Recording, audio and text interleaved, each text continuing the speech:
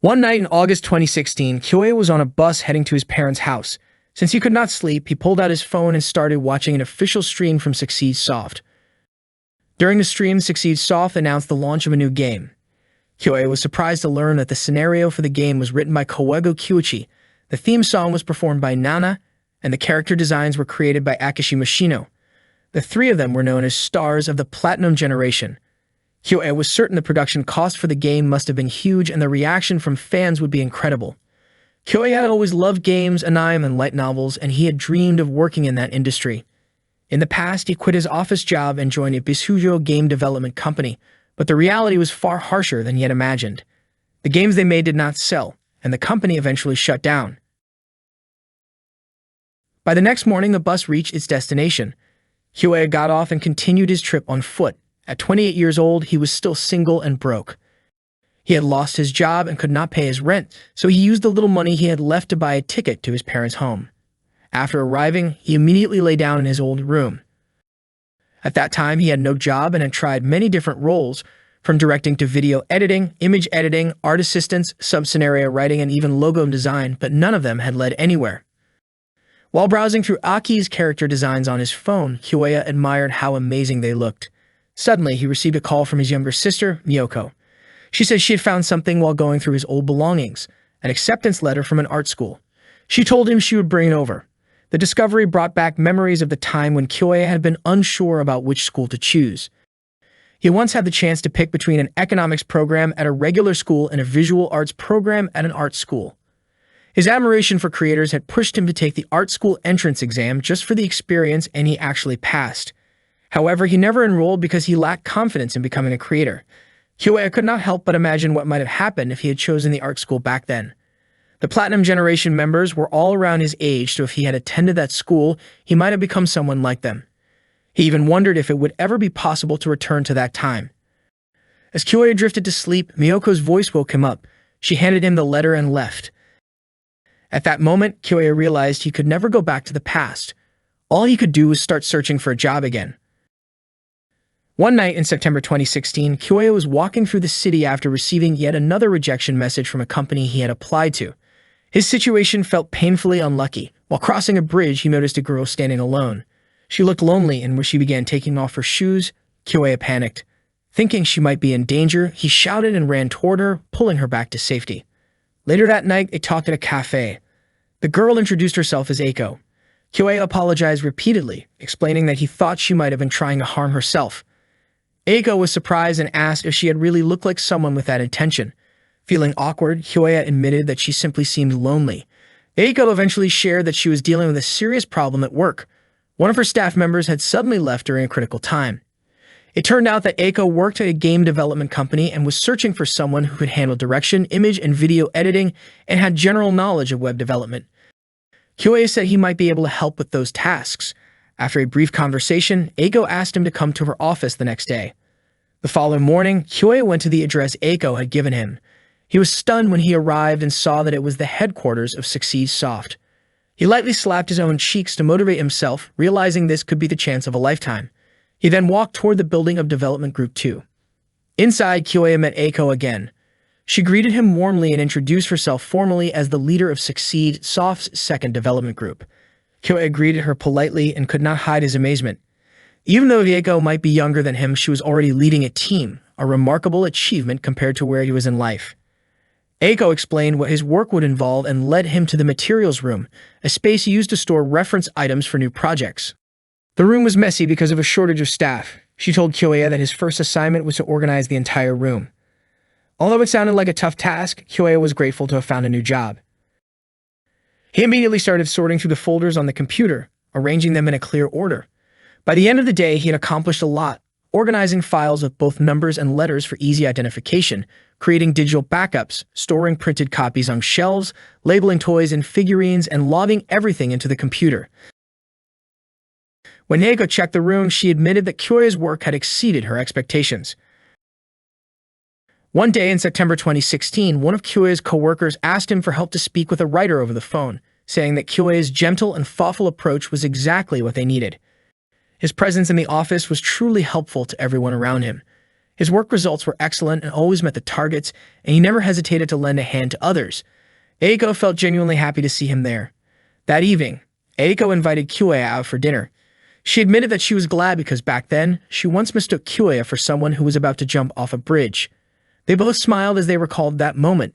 Eiko explained that during that time, she had been dealing with a lot of worries and had grown tired of everything. She shared how the social game developers considered her team a budget burden and even disrupted their progress. Kyoya was surprised that anyone would do such a thing, especially since the project that year was such a major one. According to Eiko, some people simply didn't want to celebrate, and to those who didn't care, an anniversary might have felt like a pointless event. Eiko wanted to make sure the project would run smoothly because it was a significant collaboration with the Platinum Generation. She admitted that Kyoya's arrival at Succeed Soft had been a huge help to her. Kyoya told her that the project was very special to him as well. When Eiko noticed the wallpaper on Kyoya's phone, she immediately understood how much he admired the art of Akishima Sino. Eiko expressed her hope that Kyoya could become a permanent employee.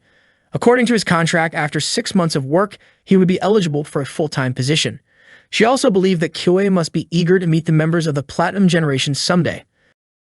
One day in November 2016, while Kyoya was working, he overheard his coworkers talking about a delayed script. Suddenly, Eiko gathered all the employees to announce that the Platinum Project had been frozen by a decision from the board of directors. Shocked, Kyoya asked why such a thing had happened.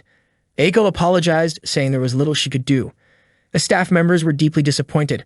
All their hard work seemed to have been in vain, and many of them felt uncertain about the future of their team. Kyoya was stunned. Once again, he found himself facing another failure. He lowered his head in despair and accidentally dropped some documents on his desk. That night, Kyoya went back home with a heavy heart. His team had been disbanded, and his employment contract was canceled. Sitting alone in his room, he questioned what exactly had gone wrong with his life. His eyes wandered to a letter of acceptance from an art school, and he began to wonder what might have happened if he had chosen to attend that school instead. Perhaps he could have poured his heart into creating, thinking, and making something new. Perhaps he could have met the Platinum Generation, worked alongside them, and inspired each other. Frustrated, Kyoya threw the letter into the trash and cried, realizing it was all too late. Eventually, he fell asleep, only to wake up to the sound of Miyoko calling his name. When he opened his eyes, he thought Miyoko was just cosplaying, since she was wearing a high school uniform, even though she should have already graduated. Miyoko asked what he wanted to eat for the celebration. Kyoya was confused and had no idea what celebration she was talking about. Miyoko explained that he had looked so happy earlier when he was accepted into Umaka Art School. Kyoya, bewildered, replied that it had been 10 years since that happened. Miyoko, of course, didn't understand what he meant. Looking around his room, Kyoya noticed something strange. His bookshelf only had 7 volumes of Zero no Tsukaima, and several other books like Haganai, Asterisk, and No Game, No Life were missing. He also wondered why he still had a CRT monitor that he should have thrown away long ago. There was even a PlayStation 2 instead of a PlayStation 3. To his surprise, his smartphone had turned into an old flip phone. When he finally looked at the calendar, Kyoya realized that he was somehow back in the year 2006. For someone who always believed that time could never go backward and that life offered no second chances, it was shocking to find himself in the very past he had once wished to revisit, now with the possibility of making things right. Kyoya found himself back in the year 2006, and he decided to enroll at Umaka School of Arts. In April of that year, he officially began his classes there. Kyoya had no idea why this had happened to him. What he did know was that he had traveled 10 years into the past, returning to the exact moment when he was supposed to choose a university. Instead of dwelling on how strange the world could be, he chose to focus on shaping his own future. That day, Kyoya walked toward the place where he would be living during college. Carrying only the essentials, he set out to find his new residence. In his previous life, he had taken a safer, more conventional path because he doubted his own potential. That choice had led to many bitter experiences, so this time he decided to enroll in an art school to pursue the chance of a different outcome. Later that day, Kyoya arrived at the shared house called Kiriyami, which would now be his home. Before long, his belongings were delivered. He immediately began unpacking and organizing his room. After a while, exhaustion set in, and he decided to leave the rest for tomorrow. Taking a break, Kyoya grabbed a bottle of yogurt and drank it. He remembered his father's advice to eat more fermented foods like those containing lactic acid or natto because meals prepared while living alone might not always be balanced. While unpacking, Kyoya thought that becoming an art student might give him the chance to work with talented creators like Shino Akishima, Kyuichi Kawago, and Nana. Eventually, fatigue caught up with him and he fell into a deep sleep. Suddenly, he heard someone calling his name. Kyoei opened his eyes and was startled to see the president from his old workplace standing before him. The president urged him to wake up and reminded him that the Seiki Puriketsu project wasn't finished yet. Before he could process what was happening, debt collectors appeared and surrounded him. Confused, Kyoei thought it was all a misunderstanding. It turned out to be part of a film shoot. The president told him to run, saying that life was like filmmaking, where a second take could change everything. He encouraged Kyoei to chase after his bright future. In this second take, Kyoei sprinted toward the light, determined not to let his life end without trying again. Kyoei then woke up once more. As he opened his eyes, he saw a girl sleeping beside him. The scene felt oddly similar to a visual novel he had once worked on. At first, he thought he was still dreaming, but shock quickly set in, and he sat up abruptly. The girl slowly woke up too, rubbing her eyes. Kyoei stared at the cute stranger as she moved closer, surprising him. She was simply thirsty and reached for his yogurt without hesitation, enjoying it with delight. Curious, Kyoei asked who she was. The girl began to introduce herself, but before she could finish, she accidentally slipped and fell onto him. The noise startled the other residents of the house, and they rushed to check the source of the commotion. When they opened Kyoei's door, they were stunned to see the position the two were in. Kyoei quickly tried to explain the situation.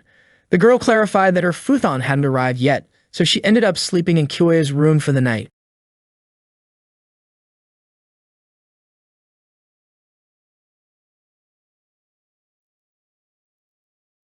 The four residents of the Kitayama house introduced themselves to each other in the living room. Kogure Nanako was the first to speak, sharing that she came from Shiga Prefecture. Kyoei guessed that Nanako was probably popular and had a slightly flashy Gyaru vibe. The guy sitting next to Nanako joked about whether Kogure sounded like the name of a crime family.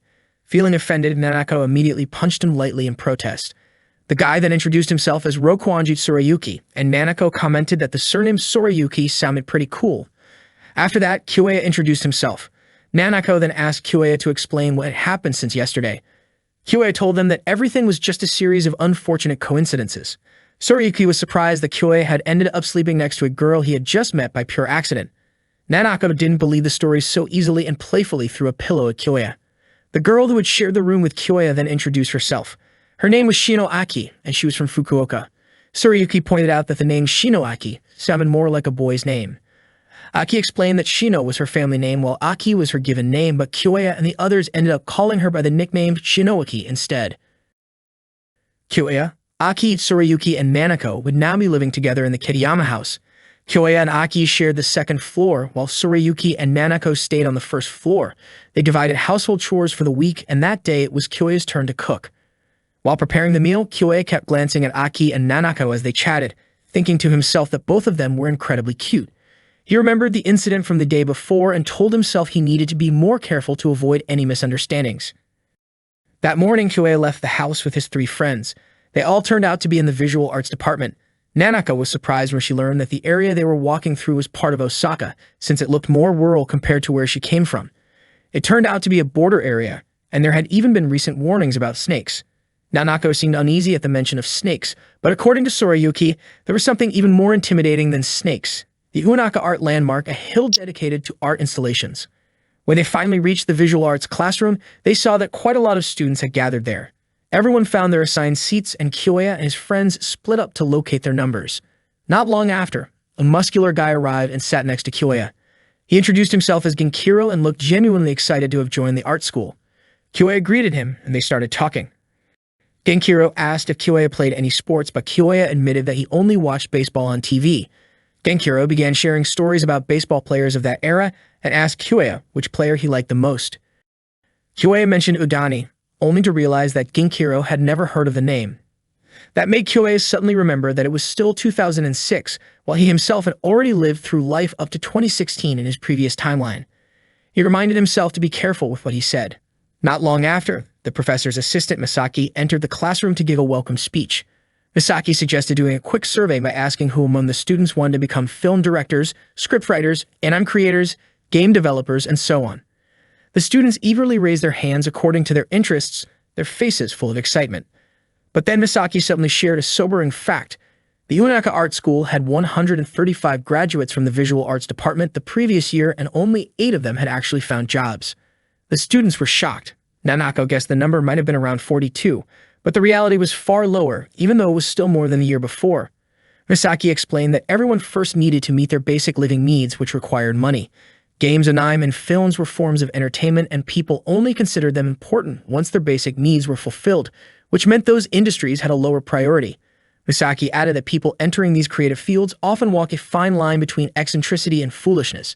However, if that foolishness could reach a level so extreme that no one else could replicate it, it could become something valuable.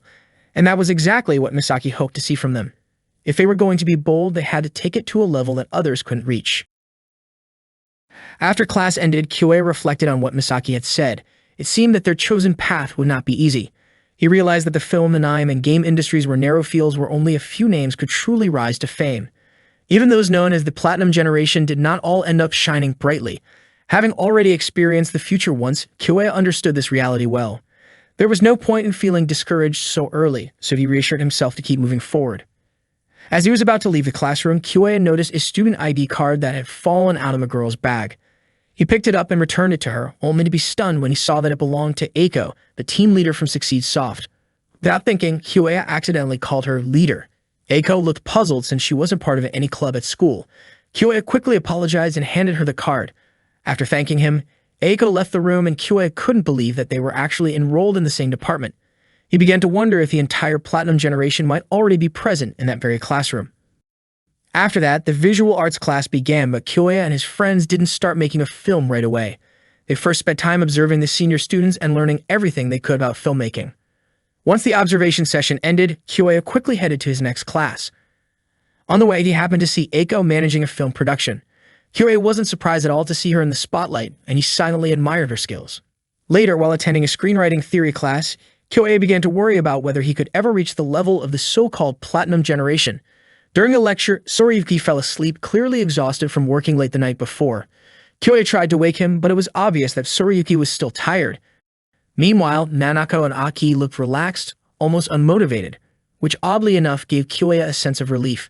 He thought that if everyone around him were as intense and driven as Eiko, he might feel overwhelmed in class.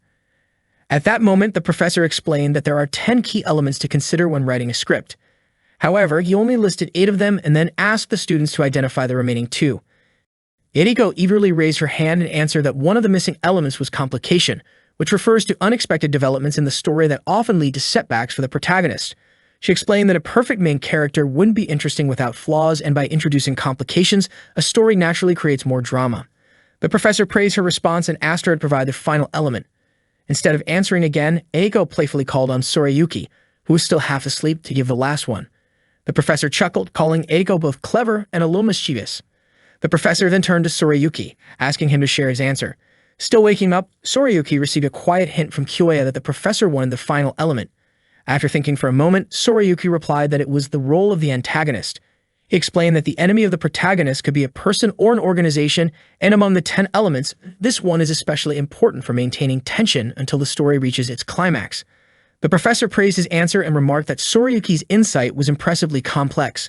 Soriyuki thanked him, while his classmates were surprised that he had come up with such a sharp response. Seeing this, Kyoei realized he couldn't afford to relax as much as he had previously thought. During the lunch break, Kyoei sat with Soriyuki, Nanako, and Aki in the cafeteria, chatting about the class. Everyone was impressed by Soriyuki's answer, but he humbly said that he had only repeated something he had read in a book. Nanako admitted she didn't expect the usually intimidating professor to praise him. Soriyuki joked that the professor was probably just being kind to the new students. He then invited Nanako to join him for the third period visual arts theory class, and the two of them left together. After they were gone, Aki commented that Soriyuki was amazing, while she herself didn't feel confident in any particular specialty, which made it harder for her to keep up. Kyoei admitted he felt the same way. He had once believed that the extra 10 years of life experience he carried with him would give him an advantage, especially since he had some exposure to the entertainment industry, but he was starting to realize that his basic knowledge was still lacking. His shallow experience alone wasn't enough to match real talent or deep understanding. While thinking about this, Kyoei suddenly noticed Aki looking at him. Surprised, he almost spilled his drink. Aki asked why he seemed so worried. Kyoei quickly said it was nothing serious, which made Aki feel relieved. Curious, Kyoei asked why Aki chose to attend an art school. He mentioned that he had seen her completely focused during a photography class and wondered if she might want to become a camera operator. Just then, Genkiro suddenly appeared and startled Kyoei. Surprised, Kyoei asked why Genkiro was wearing such an unusual outfit. Genkiro explained that it was the uniform of his club, an Ninjutsu study club. Apparently, only Umaka University in Japan had such a club. However, it seemed that Ginkiro's real reason for joining was because of a senior Komochi member he admired. Aki laughed, saying Ginkiro looked like he was having a great time in the club. Ginkiro encouraged both Kyoya and Aki to join as well, assuring them it was a lot of fun. After that, Kyoya and Aki headed straight to the club room, but when they arrived, it didn't see a single student there. A few moments later, two senior members called out to them from upstairs and invited Kyoya and Aki to join their club activity. Everyone was holding a welcome party for the new students of 2006, celebrating together with a cheerful toast. Kyoya looked a bit worried, wondering if it was really okay for them to join even though they hadn't decided to become members of the club. According to Aki, it was fine since the seniors hadn't asked them about that at all. They all enjoyed the late afternoon atmosphere, having fun together until the sun began to set. While Kyoya was about to start a conversation with Aki, Sayori unexpectedly fell asleep on his shoulder. Kyoya couldn't help but smile as he looked at her. Later that night, Kyoya carried Aki on his back as they walked home. Halfway through the walk, Aki woke up. She apologized for troubling him, but Kyoya assured her it was no problem. He understood that she was exhausted since they had been busy ever since the entrance ceremony. Aki commented that Kyoya was surprisingly dependable, even admitting that she was a little surprised they were actually the same age. To her, Kyoya seemed to care about everyone and remained calm for someone who was just 20, though at times he looked tired from thinking too much. Aki mentioned that during lunch earlier, Kyoya appeared very worried, but he still insisted that he wasn't seriously overthinking anything. Aki playfully pinched Kyoya's cheek and encouraged him to tell the truth so he could feel better. Kyoya finally admitted that when he saw Tsurayuki confidently answering questions in class, he felt like he couldn't do anything. It wasn't just Tsurayuki. Everyone around him seemed to have their own special strengths. His concern came from feeling as if he had no unique talent at all. Aki, however, didn't see it that way. She told him she actually thought he could do many things. Kyoya could cook for himself, do laundry, and take out the trash properly. He was even good at making plans and sticking to them. Aki confessed that she couldn't do any of those things and felt envious of people who could. She believed Tsurayuki probably felt the same way too, and she was sure there were things about Kyoya that others would envy. According to Aki, people who feel like they can't do anything often work hard to find something they can do. She was certain that the people Kyoya thought were amazing probably had their own worries as well. Aki gently patted Kyoya's head, and he thanked her for listening to his thoughts. Aki then admitted that she also needed to keep working hard. Hearing this made Kyoya think more seriously about what he himself could accomplish. When they finally arrived home, they noticed that Nanako and Tsurayuki weren't there, most likely because they were still working. Aki headed straight to her room to sleep, while Kyoya, feeling very tired, wanted to go to bed as well. He suddenly remembered that he forgot to return Aki's bag, so he went to her room to give it back. When he entered, he was surprised to see Aki working on a character design sketch. That was when Kyoya realized that Aki was actually Akishima Shino, someone who would later become part of the future Platinum generation. He recalled Aki's earlier words about how people who feel like they can't do anything will try hard to find what they can do, and he understood that this was exactly what Aki was doing.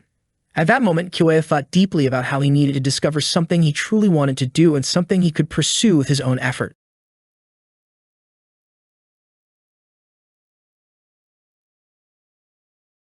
Aki scolded Tsurayuki for eating her ramen without permission. Tsurayuki apologized and offered to make it up to her by buying sukiymen instead. Aki pointed out that the soy sauce flavor of sukiymen was completely different from her own Yumakatoya tonkatsu flavor. Tsurayuki and Aki kept arguing while Kyoya could only watch. Nanako stepped out of her room and reminded Tsurayuki that eating someone else's food was something he should never do when they were all living together. Nanako was surprised when the three of them suddenly went silent and stared at her. Kyoya then pointed out something about her clothes. When Nanako looked down at herself, she was shocked to realize she was not wearing a top. Her face turned bright red and she quickly covered herself before hurrying back to her room. She had not noticed that she was in the middle of changing clothes. Kyoya felt a sharp pain from the reflexive smack Nanako gave him in her panic. Up to that point, Kyoya still could not understand why he had returned to the world of 10 years ago, with all his memories intact, something that could only be described as a time leap. His second chance at college life was already filled with late-night ramen and nervous stomach aches. Along with his housemates, Kyoya was determined to create a real project, even though he had no idea what awaited them on their journey. The next day, Misaki taught a class that Kyoya attended. She explained the 4 key elements of making a film and asked the students to form groups of 4 so that each person could handle one part of the project. Their assignment was to create a short film lasting 3 minutes, which would then be screened for the class. Nanako was surprised that it meant everyone would watch their work, while Aki was excited and wanted them to make something impressive. The theme of the project was time. After class, Kyoya and Sorayuki played baseball on the field while discussing their plan.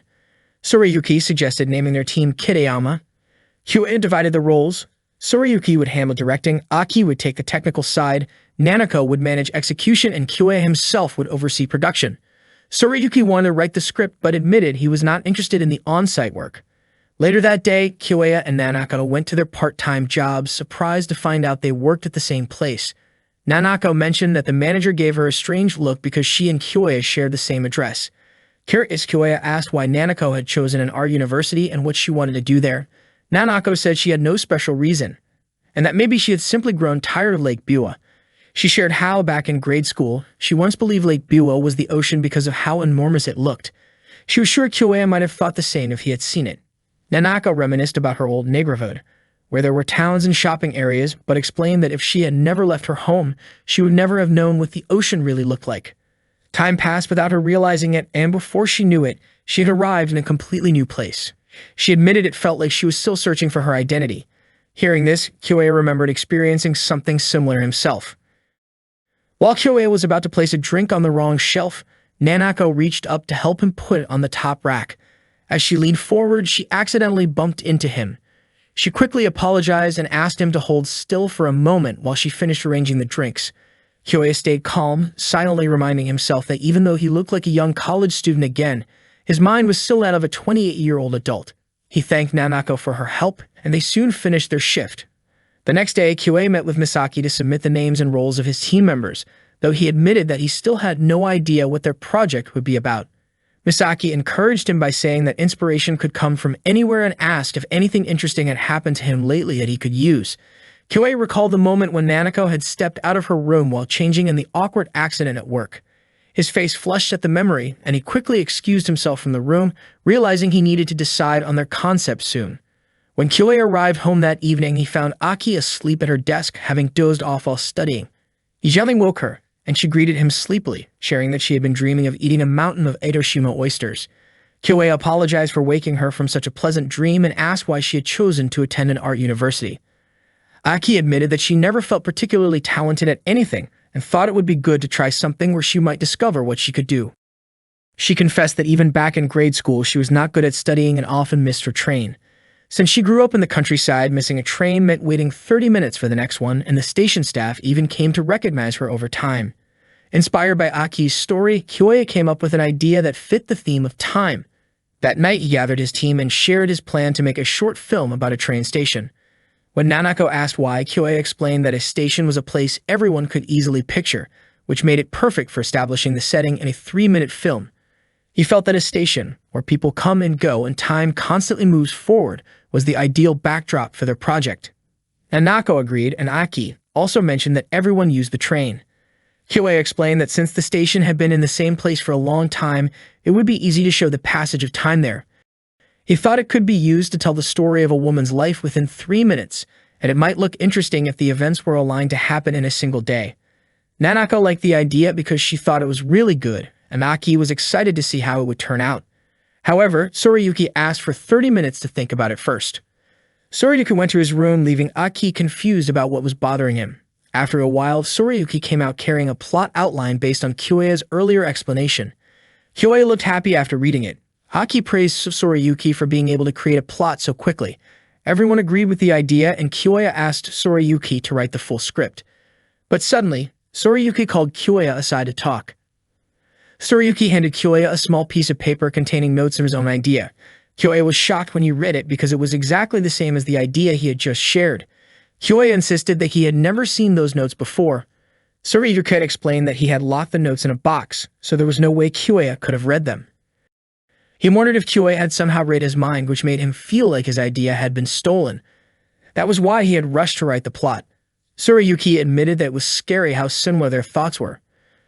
Kyoya then realized how the idea had come to him. It turned out it was inspired by short stories he had read in the future, stories about a woman's life portrayed with a train station as the setting. His memory of those stories had sparked the same impression, and in a way it was as if he had borrowed Sorayuki's idea from the future. Sorayuki asked if it was just a coincidence or something more, but Kyoya could only stay silent. Sorayuki smiled and said it was impossible anyway, then apologized, thinking it must have been pure coincidence. Sorayuki was pleased because the station setting worked well for character behavior and events, something anyone studying scriptwriting would naturally notice. Yet it seemed no one at the university had realized it, so he had planned to create a simple project and focus on his own studies. However, working with Kyoya made it possible to create something much better. Kyoya felt excited at the thought of surprising their professors with the project they were about to make.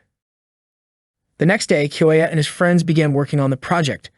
Sorayuki was in charge of the script, Aki handled the design, and Nanako provided the voice acting. They kept discussing the project everywhere they went. One day at a cafe, Kyoya asked Sorayuki to shorten the script because if they followed the current version, the film would exceed the 3-minute limit. He requested a rewrite, but Sorayuki hesitated. He explained that the script was already the result of careful thought and represented his best version, so it wouldn't be easy to shorten it. Instead, Sorayuki suggested that Aki adjust the storyboard to fit the limited time, and Aki agreed to try. He also asked Nanako to speed up her lines to help reduce the runtime, but Nanako was unsure if she could do that without testing it first. Sorayuki said they wouldn't know unless they tried. Kyoya began to worry because their project had a strict time limit. No matter how good the film turned out, if it went over the limit, they would fail. He wondered if this reason was enough to convince Sorayuki. Finally, Kyoya explained that if their project didn't follow the rules, they wouldn't receive a grade. Disappointed, Sorayuki reluctantly agreed to shorten the script. Before leaving, he asked if this was Kyoya's way of keeping their promise to create something truly great. Kyoya felt terrible after hearing that. Later, Kyoya walked around the school with Aki and Nanako. Nanako commented that Sorayuki was extremely perfectionistic and Aki told Kyoya not to worry too much about it. Suddenly, Nanako accidentally stepped on someone. It turned out to be one of their seniors, who asked them to escort him to the club room because he couldn't move due to hunger. When they arrived at the room, the door was suddenly closed by someone and a few people jumped out to surprise them. The seniors were overjoyed because their club president had successfully brought in new students, which meant they could avoid budget cuts for the 3rd year in a row. They apologized for tricking Kyoya and the others and begged Kyoya to join their club. Kyoya said he didn't have time to participate, but Aki showed interest and Nanako agreed to try if it was only a trial period. Kyoya was shocked by their responses. Hearing this, the seniors cheered in excitement. The club president then introduced himself as Takashi, a 5th-year student majoring in photography. He handed Kyoya a brochure about the club. After returning home, Kyoya still didn't have the courage to face Sorayuki in his room. Instead, he went to the station to observe the location for the film he planned to create. There he unexpectedly met Eiko. Eiko was surprised to find out that Kyoya's team was also planning to shoot a film at the station, just like her team. She was confident that her team wouldn't lose to Kyoya's, even though she didn't know what kind of film he was making. Eiko openly admitted that her team aimed to achieve the highest score. Not wanting to be underestimated, Eiko asked about his film's concept, the key elements, and how his team planned to use their 3-minute time limit. Since Kyoya was part of the production team, she felt he should be able to explain those details. Eiko reminded him not to take filmmaking lightly. After that conversation, Kyoya went to meet Misaki to submit the application form for his team's film project. Misaki immediately stamped the form and mentioned that she understood the kind of worries the production side usually faced. She had even heard about the arguments within Kyoya's team. Misaki then showed him a script from a previous project that had gained a lot of attention and even seemed like it could win awards. However, despite the initial excitement, the film's reputation ended up being poor. The director and cast apparently acted without proper coordination. The runtime was too long and the pacing was ruined, wasting the strength of the story.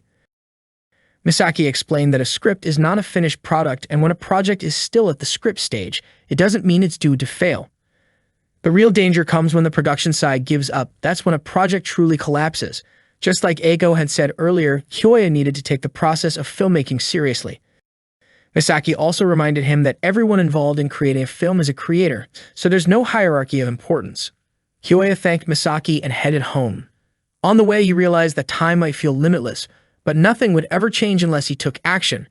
He immediately went to see Sorayuki and apologized, asking if they could talk things over once more. Sorayuki told him to do as he wished since the issue was already in the past. But Kyoya insisted that nothing had truly started yet. He agreed with Sorayuki's earlier words that they were only about to begin filming and editing, and he wanted to discuss everything again. Concerns about the runtime could be dealt with later. Hearing this, Sorayuki smiled and regained his motivation. Aki and Nanako felt relieved to see the two of them reconcile. The next day, the four of them went to the station to start shooting their video. However, something unexpected happened. The camera that Tsurayuki had borrowed turned out not to be a video camera. Tsurayuki was shocked to realize this mistake. Someone suggested finding another camera, but Kyoya rejected the idea because it would take too much time. Tsurayuki felt guilty, and Aki pointed out that there seemed to be no other option. Hearing that phrase, Kyoya was struck by how often he had said something similar in the past, words he had regretted for the last 10 years of his life. But now he had a second chance. He realized he had a choice.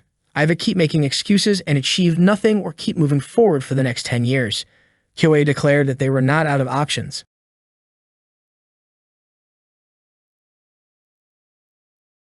The day of the short film screening finally arrived, and the students gathered in the theater room to watch the projects. Nanako felt nervous just thinking about how their film would turn out. Kyoya apologized to everyone because he barely finished editing and they never had the chance to preview it. Tsurayuki told him not to worry since he had already trusted Kyoya with everything. Nanako added that without Kyoya, they would not have been able to bring anything to completion. Aki confidently said everything would be fine. Before the screening started, Misaki gave them a few words of guidance. She reminded everyone that while this was part of a class assignment, once a piece becomes a finished work, it has to be ready for the audience's judgment. Everyone in the room was a creator themselves, so they had the right to react honestly, whether that meant laughing, clapping, or staying quiet. Misaki encouraged them to respond truthfully as students of visual arts. Kyoya thought to himself that in other words, if the film wasn't engaging, the theater would stay silent, and that would be the end of it. Suddenly, Eiko spoke up and said her team would not lose to Kyoya's. The screenings began soon after. Eiko's team's film played first and received a round of enthusiastic applause. Kyoya openly admitted how impressive Eiko's work was. Tsurayuki was surprised that a silent film could move the audience so deeply. Nanako hadn't expected that even without dialogue or sound, the protagonist's message could still be delivered so clearly. Aki commented on how visually beautiful the film looked. Kyoya acknowledged that in terms of polish and overall quality, Eiko's team was on a completely different level. Next, it was time for the Kitayama team's film. Aki worried that their film might be compared to Eiko's because both were set in train station. Kyoya silently hoped their project would receive a good reaction from the audience. As the film began, the audience was surprised to see that it used a series of still images edited in sequence to create the illusion of motion. That was the method Kyoya had to come up with. Earlier, he had told the team that they would try something different. Tsurayuki initially objected, pointing out that they were supposed to produce a video, not a slideshow. He even suggested changing the schedule, but Kyoya refused to give up. He asked everyone to trust him and assured them that their hard work would pay off. Kyoya spoke with such confidence because he had faced tough situations before. In the past, he once had to create a promotional video with almost no usable material. Back then, he managed by using After Effects, Premiere, and Photoshop, tools that were already available at the time. He was determined not to waste his friend's efforts. Kyoya then contacted Takashi to let him know he was interested in joining the photography club and asked Takashi to teach him how to take good photos. After that, Kyoya and Aki set up the camera positions following Takashi's instructions. Kyoya explained that they needed 100 photos per segment, which meant they would keep the camera fixed while taking shots. He then asked Nanako to act as usual once the clapperboard signaled a 2 to 3 second cue. He reassured her that he would capture the best frames from the continuous shots. Tsurayuki placed his full trust in Kyoya. Kyoya also told Aki that the composition he wanted would only work for still images. He knew it was a tough challenge but believed Aki could handle it. Aki admitted she wanted to meet his expectations. Kyoya also borrowed Nanako's digital camera to take 15-second bursts of still shots to piece together the story. During the shoot, Kyoya asked for Takashi's help to guide the process. Together with their classmates, they worked on capturing every shot until late afternoon. The short film was finally screened in front of the entire class. Kyoya silently wished for everything to go well. When the film ended, he was stunned to hear Eiko and the other students applaud. Genkiro was even moved to tears after watching it. Tsurayuki couldn't believe they had received such lively applause. Aki felt completely satisfied, and even Eiko acknowledged Kyoya's skill. Afterward, Kyoya felt an overwhelming sense of relief. Eiko's team secured first place, which was no surprise, while the Kitayama team earned third place. Kyoya couldn't help but think that if they had been able to produce the film exactly as planned, their score might have been even higher. Later, when only the Kitayama team remained in the theater, Kyoya apologized if his editing hadn't been good enough. But Tsurayuki admitted he was more frustrated with himself for not knowing what Kyoya had been doing during the shoot, especially since everything turned out so well in the end. He praised Kyue's skill and reflected that if his own script had been a revised version based on Kyue's feedback instead of the first draft, the film could have been even better. Nanako also praised Kyue's incredible idea, admitting that all she did was follow his direction, yet the results still amazed her. She confessed that acting in the film made her want to perform again. Nanako promised she would do even better next time because she wanted another chance to act. Aki teased Kyue, calling him sneaky because he was usually so quiet, yet when he became passionate, his eyes seemed to light up. She even admitted that her heart raced during both the shoot and the screening. Misaki then reminded them that the theater would be closing soon and asked if the four of them had figured out what they wanted to work on next. Aki, Nanako, and Sorayuki each decided they wanted to become even better than Kyue. Misaki smiled warmly, happy to see the determination in all of them. Meiki told the group that there would be another assignment after the holiday, and she asked the three of them to be ready to respond to Kyue. As they left the theater room, they talked about the mistakes they had made. They went over Sorayuki's error in handling the equipment, Aki's issue with the timing when creating the storyboard, and Nanako's unexpected desire to act, which had completely surprised Kyue. At that moment, Kyue thought that if he could put pressure on the platinum generation he admired so much, then maybe his decision to remake his life was starting to move in a better direction. Meanwhile, Eiko visited Misaki in her room. She admitted that she was upset about why Kyue's team did not earn first place. Misaki explained that Kyue's team created something unusual for a school project and suspected that this wasn't accidental. She believed that the team must have run into problems when requesting equipment. Misaki said that the film wasn't fully planned out, but even so, it had been a long time since she had seen something as interesting as that. If Kyue's team had actually made that recording as a way to overcome obstacles, then Kyue's problem-solving ability was far from ordinary. Eiko agreed with her. Misaki then revealed her plan for the next semester's assignment, saying that she wanted Eiko to work together with Kyue's team. Eiko was surprised to hear this. Misaki teased that she was sure Eiko was interested in Kyue. Eiko quickly clarified that she was only fascinated by Kyue's talent as a producer. Misaki smiled and said that was exactly what she meant. Eiko's face turned red with embarrassment, and feeling annoyed, she quickly left Misaki's room. It turned out that Misaki and Eiko were sisters. Misaki couldn't help but think to herself that her little sister was indeed adorable. Later that day, Nanako and Kyue finished their part-time work. Nanako apologized for asking Kyue to take the shift that day, then invited him to go to a karaoke place. It had been a long time since Kyue had gone to karaoke.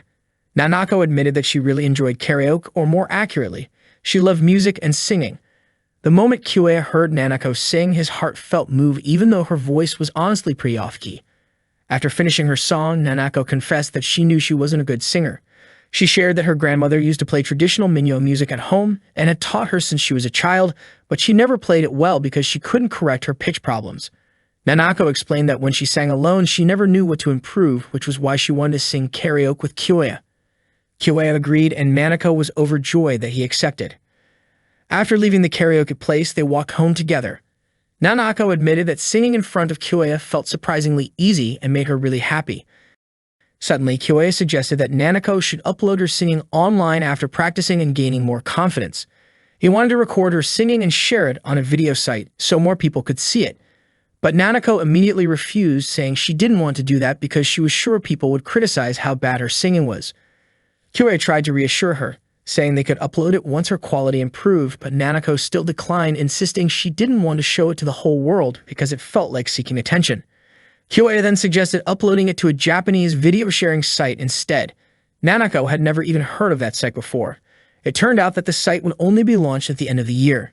Hearing that, Nanako finally softened and agreed. Kyue became excited, deciding to make it a goal for Nanako to practice singing and reach that milestone together. The next day, the photography club held a small celebration for the end of the semester, and for the art club's budget increased thanks to their new members. Everyone raised their glasses for a toast. Takashi suggested that they all introduce themselves again. He was happy because, thanks to Kyue and the others, the photography club was able to survive. After Takashi finished his introduction, it was Yurika's turn. She was a third-year student majoring in industrial arts and proudly showed some of her sculptures and handmade crafts. Next came Mikio, who introduced himself with a beautiful singing performance. Nanako was amazed by his voice. Mikio, a second-year music student, clearly had many talents, which Yurika also pointed out. After that, Masaru stepped forward with a dramatic pose and performed a dance routine. He was a third-year student in the theater arts program and presented a lively bacchanale-style dance while playfully sipping on a drink. At one point, he suddenly sprayed the soda he was drinking into the air, which made everyone laugh. Takashi jokingly called it the Vesuvius eruption. Once the club gathering ended, Kyoya and Aki decided to head home together, while Nanako left for her part-time job. As Kyoya and Aki walked side by side, Aki looked genuinely happy. She shared how much she enjoyed spending time with Takashi and the others. Kyoya agreed, saying that the group might seem eccentric, but they were also incredibly talented. Out of nowhere, Aki brought up something more personal. She admitted that she knew Kyoya had once seen her drawing in her room. She explained that she usually kept that a secret, but that day she had forgotten to lock her door. Kyoya immediately apologized, saying he shouldn't have looked, but Aki reassured him that it was fine. She then confessed that she often felt like she couldn't do anything as well as the others. She struggled with everyday tasks, wasn't great at schoolwork, and wasn't athletic either. The only thing she truly loved was drawing. Unfortunately, it never seemed to lead anywhere. Aki shared that even though she had won some awards, she believed that wasn't enough to make a living. That was why she decided to study visual arts, hoping it might help her find work in television someday.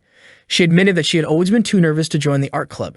Drawing was something she loved, but she couldn't fully enjoy it because of her lack of confidence, so she kept it hidden. Aki revealed that she secretly wished her eyes could shine with the same determination she saw in Kyoya's, but she felt like that would never happen. Because of that, she was starting to think it might be easier to give up on drawing altogether. Kyoya immediately protested, his voice firm and filled with emotion. He begged her not to quit, saying he didn't want her to stop drawing under any circumstances. Aki was surprised by how strongly he reacted. Kyoya then shared something heartfelt. In the life he lived before he came back to this timeline, he had always used Aki's artwork as the wallpaper on his phone because her drawings were a constant source of comfort for him. He told her how much he genuinely loved her art. Hearing those words moved Aki deeply. She remembered the time on set when Kyoya told her that only she could create a certain piece of work, which was why he asked her to do it. Overwhelmed with happiness, Aki wrapped her arms around him in a warm hug. Her heart was racing as she confessed how much his words meant to her. She never imagined someone would see her that way. Aki then said she had already made up her mind. Her goal from that day forward was to keep learning and to draw a world that she wanted Kyoya to see. When Aki asked if Kyoya also had a goal, he smiled and said that he did, but he wasn't ready to tell her yet. Aki smiled back, promising that she would work hard until the day he was willing to share it with her. In truth, one of Kyoya's personal goals was to hear Aki say those very words 10 years in the future. And with that moment, the remake of Kyoya's life had only just begun.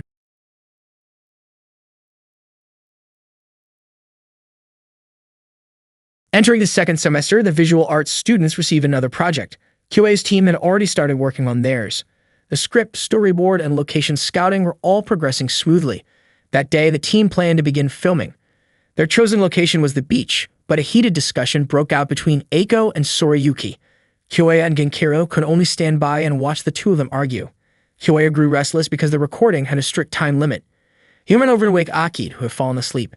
As soon as she heard Kyoya calling her, Aki opened her eyes and stretched her arms. Kyoya quickly turned his gaze away, his face turning red as he tried to stay focused and asked her to get ready. His cheeks flushed again when he glanced at Nanako, who looked striking in her swimsuit. Kyoya asked if Nanako had memorized her lines, and she confidently replied that she had, saying she really wanted to become an actress. Surprised by Kyoya's nervous behavior, Nanako tilted her head in curiosity, while Kyoya hurried off to check on Sorayuki and Eiko. He asked if their argument was finally over, only to learn that they were still debating how to cut a particular line of dialogue. Kyoya stepped in to mediate and urged them to start filming right away. Realizing she was wasting time, Eiko decided to stop arguing and walked away, but Sorayuki, still trying to say something, accidentally tugged on the strap of Eiko's bikini. The strap came loose, leaving Eiko embarrassed and flustered. Her face turned bright red as she quickly covered herself. Out of shock and frustration, she shouted and gave Kyoya a reflexive slap, even though he hadn't done anything. On the train ride home, Kyoya asked if Eiko was still upset about what happened earlier, but she brushed it off. Instead, Eiko brought up a different topic, equipment for the shoot. She found it strange that first-year students were allowed to borrow filming equipment for several days when, by rule, they were normally restricted. Their beach shoot was scheduled to last 3 days and 2 nights, which seemed impossible without special arrangements. Eiko suspected that Kyoya had done something to make it happen, and he admitted that he had. That night, Kyoya and Eiko helped some seniors with their own filming project. Their task was to make sure no strangers walked into the shoot. When a passerby appeared, Eiko quickly called the senior in charge, got permission, and then let the person through. Kyoya praised how smoothly she handled the situation. It turned out Kyoya had volunteered to assist the seniors so that he could use the equipment when it wasn't in use. Since third-year students were allowed to borrow the gear for up to a week, his plan gave their team more access than usual. Still, Kyoya knew this technically went against the rules. Eiko worried about what would happen if the professor found out. Suddenly, a small girl appeared and said that the professor would be furious if he discovered what they were doing. Startled, Kyoya and Eiko asked where she had come from. To their surprise, the girl turned out to be a senior student. Her name was Keikiko, and she teasingly accused them of making a secret deal. Kyoya asked her to keep it quiet, and Keiko agreed, but only if Kyoya promised to return the favor someday. With that, she walked away, leaving them both uneasy. The next day, the class held a screening of the student films.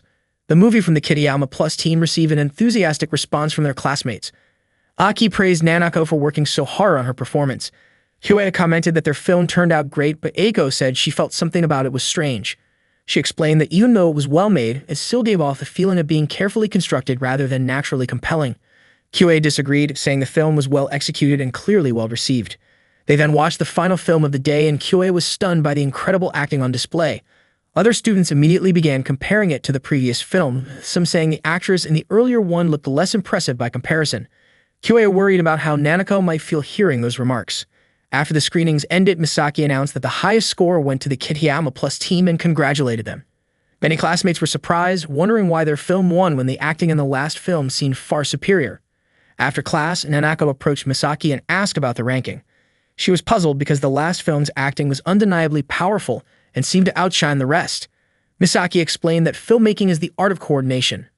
Even if one performer delivers an outstanding performance, it doesn't automatically improve other aspects of the project. She went on to say that the true strength of a film comes from a combination of factors: technical acting skills, experience, visual presentation, sound quality, and many other elements. But beyond all of that, there was one simple reason the winning film had such a strong impact. It was made with genuine seriousness and teamwork. Hearing this, Nanako began to understand the deeper meaning behind their work. After class, Kyoya and his friends went to a karaoke place to celebrate the success of their film. Kyoya thanked everyone and invited them to make a toast. The beach scenes during filming had been hot and exhausting, but everyone felt satisfied because the final result turned out great. With confidence, Sorayuki said that the scene worked well thanks to the strength of the script, but Nanako teased him, pointing out that many of his lines had actually been cut. Aki and Nanako laughed at his reaction. Kyoya felt relieved to see Nanako looking so cheerful, but Eiko quietly told Kyoya that Nanako was only pretending to be happy and seemed to be avoiding something. Kyoya replied that maybe they should give her time because she would eventually come around when she was ready. Genkiro then asked Nanako to sing a song, but she refused. Genkiro kept encouraging her, and Nanako turned to Kyoya for his opinion.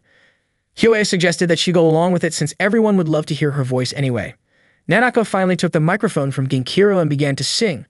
When she finished, everyone was completely stunned. Blushing, Nanako apologized if her singing wasn't good, but instead of criticizing her, the group applauded enthusiastically. Aki said Nanako's voice was impressively high, and even Genkiro admitted that her singing was better than his. Sorayuki confidently added that Nanako's skill must have come from singing Minyu songs since she was a child. Nanako smiled shyly at the compliment. After that, Eiko took the microphone from Nanako and commented that Nanako never seemed to seriously want to become an actress, but rather she truly wanted to sing. Nanako was surprised and asked why Eiko would say something like that. Eiko explained that while Nanako's short acting performance in the film had been decent, it lacked real intention and depth. She had only just realized that Nanako's acting in the movie had felt a bit artificial. According to Eiko, Nanako's singing was so good that it was obvious she had been practicing since she was young. Eiko wondered why Nanako didn't follow her true passion for music and instead chose acting. Eiko believed it was because Nanako was afraid of taking something she loved too seriously only to fail. Acting, on the other hand, gave her easy praise and allowed her to hide behind a safer choice. That, Eiko said, was Nanako's real struggle. Nanako, feeling cornered, told Eiko to stop talking.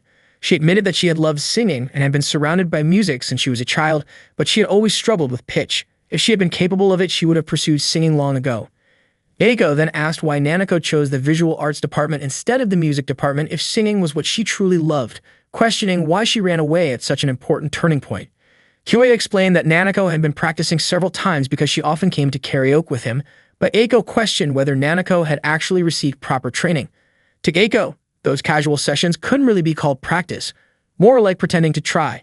Eiko urged Nanako to face her true passion if she really wanted to pursue it seriously, saying she should use her talent as her real strength instead of settling for acting just to get a bit of praise. Frustrated, Nanako looked as if she might slap Eiko, but Kyoya quickly stepped in to stop her. Eiko calmly said that Nanako was free to hit her if she wanted because she knew her words were harsh enough to deserve an angry reaction. Nanako, still upset, stormed out of the karaoke room, and Eiko soon followed, saying that if Nanako wished, she would leave the team. The next day in class, Nanako looked gloomy. After the lesson ended, Kyoei tried to talk to her, but she turned him down. Later, Kyoei discussed the situation with Soriyuki and Aki.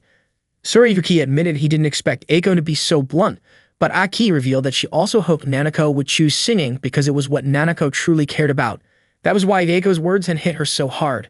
Soriyuki said Nanako would eventually have to face the truth herself rather than regret it later. She needed to make a decision, give it a try, and if it didn't work out, it would be better to stop than to keep running away. After sharing his thoughts, Soriyuki left for work, clearly exhausted from back-to-back shifts. Later that day, Eiko met Kyoei at a cafe. Kyoei refused to let her quit the team. Eiko admitted she felt bad for Nanako and didn't want to cause Kyoei more trouble, but Kyoei insisted that what Eiko said was something Nanako needed to hear. He told Eiko not to worry about Nanako still being down. Eiko then confessed that she actually felt jealous of Nanako, who had a natural talent that shone brightly and had been honing it since childhood. What made Eiko angry was that Nanako acted as if she didn't care, even though she clearly possessed a gift.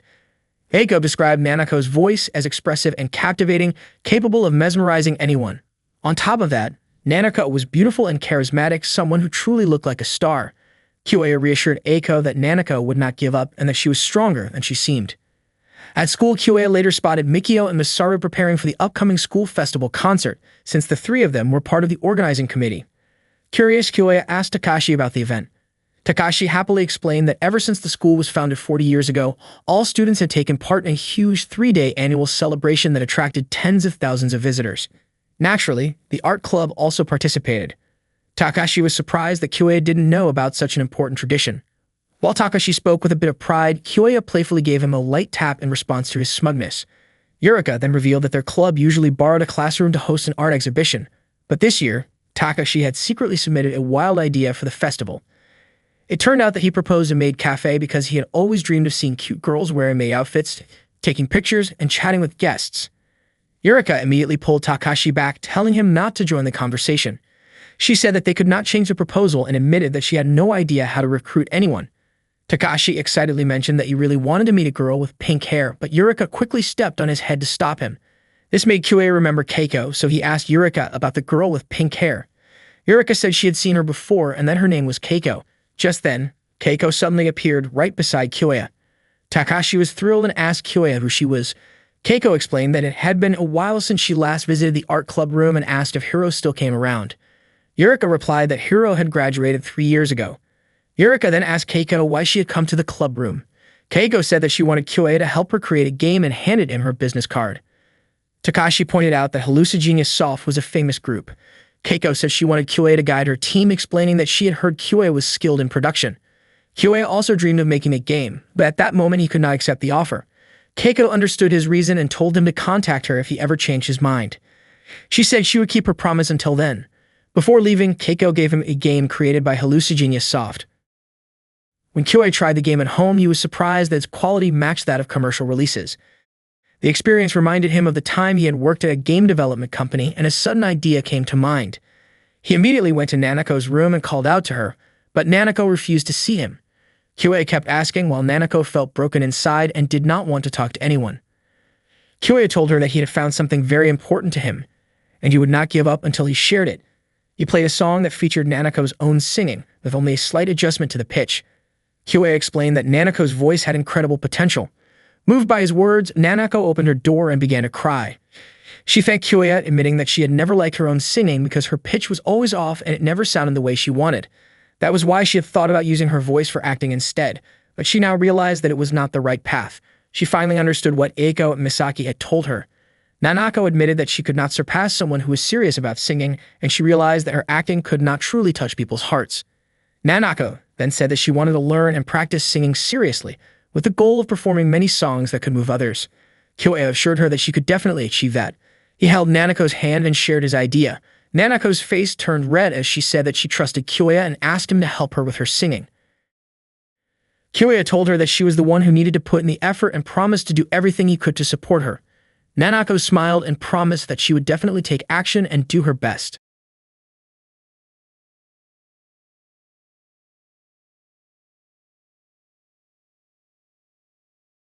That day, the students were busy preparing for the upcoming festival. Kyoe was checking the equipment that his club would use for the event.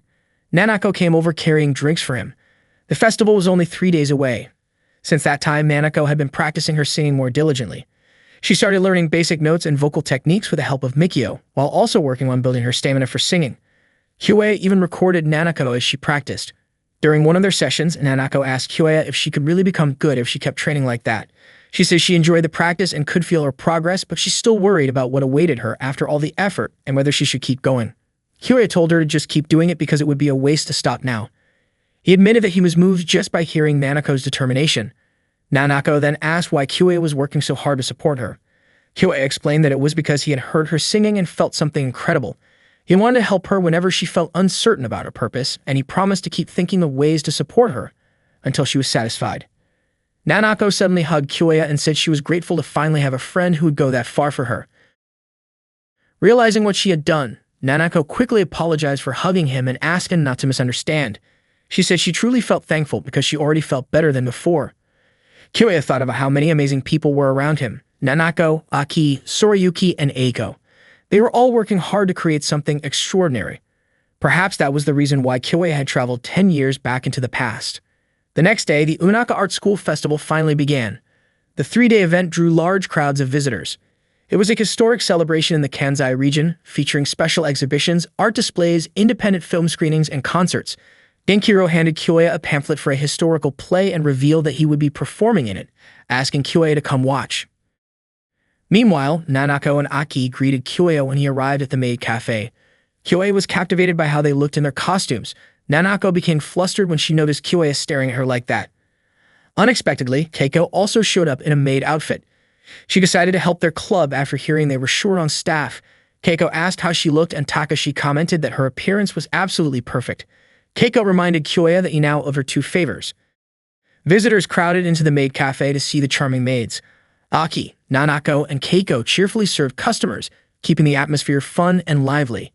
Yurika apologized to Kyoe for making him handle cooking and taking orders, explaining that Mikio and Masaru were busy with the concert committee. At one point, Takashi tried to secretly take an inappropriate photo of Keiko. Yurika immediately kicked him, snatched his camera, and called him out for being inappropriate. Later, Aki approached Kyoe and gently wiped a grain of rice from his cheek. The maid cafe turned out to be a huge success, drawing so many guests that Kyoe and the others barely had time to explore the rest of the festival. That night at home, Nanako and Aki were exhausted after working 2 days straight. Sorayuki dropped by and was surprised to see how tired they were. He asked if working at the maid cafe was really that exhausting. Kyoe explained that the place had been so packed with visitors that they barely had time to rest. Nanako joked that it felt more like overtime work than a festival. Kyoe said their sales goal had already been reached in just 2 days and mentioned that he would ask Takashi if they could close early the next day. He also invited Sorayuki to come by because the festival was far more exciting than he had expected. Nanako encouraged Sorayuki to take a break once in a while because it was not good to keep working non-stop. Although Sorayuki was not too eager to change his routine, he admitted that he did not want to miss the screening of the intense dinner party film, and he was also curious to see Nanako, the former delinquent, dressed as a maid. Annoyed by the teasing, Nanako playfully punched Sorayuki for making fun of her past. Hearing the commotion, Aki woke up and she and Kyoe could only smile at the friendly argument between Sorayuki and Nanako. The next day, Eiko visited the maid cafe stand. Kyoe noticed her and immediately greeted her, surprised that she had come to the festival. He suspected she was there for a reason. Eiko explained that she came to watch the intense dinner party film and also wanted to apologize to Nanako. Kyoe said he felt there was no need for her to apologize because Nanako had already become serious about singing and Eiko's words had actually sparked that change. Kyoe invited Eiko to stop by the maid cafe, but she declined since the movie was about to start. Before she left, Kyoe asked her to listen to Nanako's singing someday. Eiko agreed as long as Nanako continued to take her singing seriously. Later that day, Kyoe and Aki went to watch the historical play. As the performance neared its end, they still had not seen Genkiru, even though he had said he would be part of it.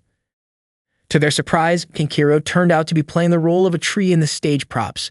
After the play, Kyoe and Aki sampled food from various stalls and visited the art exhibition, haunted house, and painting gallery. Kyoe was impressed by the fine arts department's work. Everything in the exhibition was crafted with incredible dedication. Aki stopped to admire one particular painting and Kyoe joined her. The artwork was stunning with a delicate atmosphere and an almost transparent quality perfectly suited to Shinoaki's style. Curious about the artist, Kyoe discovered that the painter was Yamashina Kazu. He wondered where he had heard that name before. Suddenly, Kyoya felt dizzy and collapsed, leaving Aki shocked as she tried to wake him up.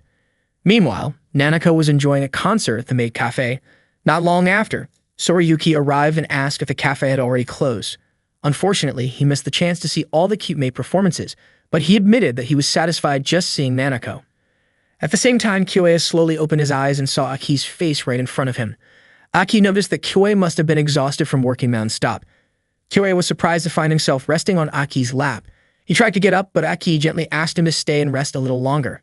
She softly ran her hand through his hair, saying that he was mature and capable of so many things. Aki confessed that she loved the words he had once told her, when he said he admired her art and asked her not to stop creating. Their faces moved closer, almost close enough for a kiss, but the sudden ringing of Kyoya's phone broke the moment. It turned out the senior members were calling him to discuss an urgent problem. Kyoya and Aki quickly went to meet them. The issue was that the closing guest performer had canceled. Misaru explained that the concert committee had planned for Mori Shogo to be the special guest. Mori Shogo was a big-name artist who normally would never agree to a simple school festival. Misaru revealed that he had managed to contact Mori Shogo before his break and received a positive response. However, they suddenly got word that Mori Shogo could no longer come because the festival coincided with a televised music event. Since the guest appearance hadn't been officially announced, Mori Shogo asked them to find a replacement instead.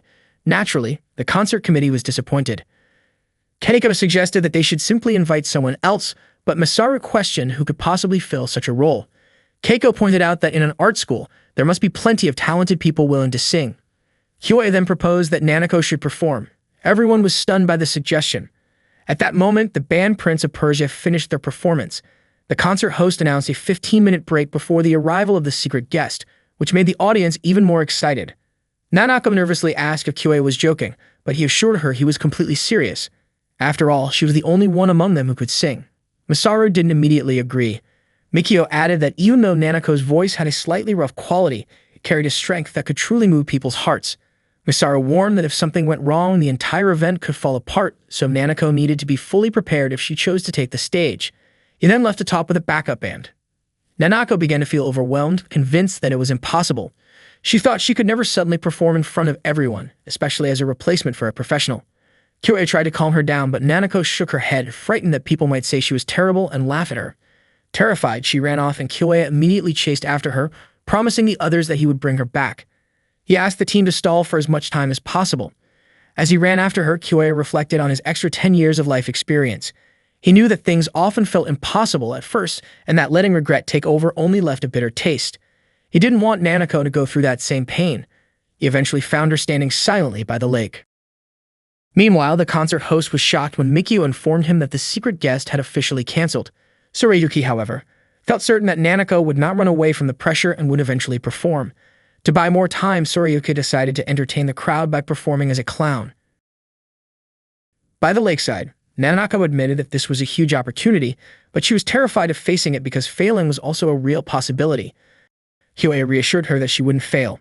Nanako was puzzled by how he could be so confident in her. She explained that even though she had practiced a lot, she had never sung in front of hundreds of people before. The thought of being judged by so many made her feel paralyzed with fear. She confessed that she was scared she might completely break down. Kyoya promised to think of something to help her. He opened his laptop and showed her a recording of one of her songs. Back at the stage, Sorayuki and Aki were entertaining the audience with magic tricks. Eventually, Sorayuki began running out of ideas and wondered how much longer they could keep stalling. Finally, Kyoya and Nanako returned. The host quickly announced that the long-awaited secret guest would appear soon, and the audience cheered with excitement. Nanako prepared herself backstage. This time, she felt more determined and believed she would earn applause 100 times louder than what Sorayuki had received earlier. Aki cheered her on while Nanako asked Kyoya to watch her performance from the audience. Nanako quickly stepped onto the stage as the crowd cheered with excitement, eager to see the mysterious guest. But when they saw that the person who appeared was dressed as a maid, everyone was surprised and guessed it might be part of the theme. Nanako admitted that she was not supposed to sing there, but so many unexpected things had happened, and she would be foolish to turn down this opportunity. Filled with determination, Nanako encouraged the audience to help make the school festival's finale even more lively. As she began to sing, the reaction from the crowd was far beyond anyone's expectations. The audience clearly enjoyed her performance, cheering and clapping along to her voice. Kyoya and the others were also having a great time. At that moment, Nanako realized that what Kyoya had told her was true. There was no reason to be afraid because she had already worked so hard to reach this point. Earlier, when Kyoe spoke to her by the lake, he mentioned that the new video Nanako uploaded yesterday had already gained 10,000 views. That meant she had technically performed in front of tens of thousands of people online, so it would be strange to be scared of singing in front of just a few hundred at the festival. Kyoe believed that the school festival audience would eventually become Nanako's fans, and with that reassurance, she finally decided to perform on stage. Nanako understood that the world was not that simple, and that hard work alone would never be enough, but she wanted her feelings to reach people's hearts. Even Eiko admitted that Nanako's talent was impressive. Kyoe commented that this was exactly how Nanako looked when she was serious, which made Eiko curious about what kind of encouragement Kyoe had given her earlier. The response to Nanako's video turned out to be much bigger than expected. Of course, there were some negative comments, but her beautiful voice drew in far more positive attention.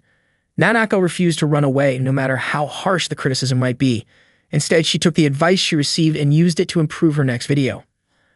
On the internet, artists and fans often collaborated to create music through feedback, something that in 10 years people would come to call user-generated content. Nanako's voice had already captured Kyoe's heart the first time he heard it. Her live performance ended with loud and enthusiastic applause from the audience. After finishing her song, Nanako immediately went backstage to thank Kyoe, but he was nowhere to be found. Storiyuki handed her a drink and suggested that Kyoe might still be sitting in the audience, so Nanako quickly ran off to look for him. At that time, Kyoe was sitting with Aki near the fountain. Aki had felt a bit dizzy earlier, so she went there to rest for a while. Suddenly, Aki stood up and mentioned that they were about the same height at that moment. Before Kyoe could react, Aki gently kissed him on the lips. Kyoe was startled but also felt the warmth of the moment. Aki explained that she was simply carried away by the atmosphere of the festival. Meanwhile, Nanako happened to witness the scene from a distance.